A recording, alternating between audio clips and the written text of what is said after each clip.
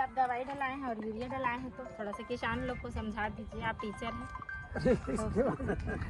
तो उनके बारे में बता दीजिए। क्या सुविधाजनक लगा आपको इसमें? सुविधाजनक लगा, जो चार्ज उसमें जो लगता है वो इसमें जो है कम है और समय का भी बचत है। समय के साथ साथ जो लाभ होगा जो दवाई वगैरह छिड़काव से, जो पेड़ पौधे को जो इनके कंपाउंड से हिलने से आधा बीमारी का जो दूर होना इसमें तय होता है।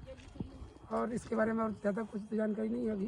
सेकंड राउंड में जो है पूरे डिटेल जानकारी देंगे, फसल को देखने दो फिर क्या होगा। तो ये है हमारे सर हैं कुमरदा के पास दाऊ टोला। सर आपका नाम? BR गंधर्व।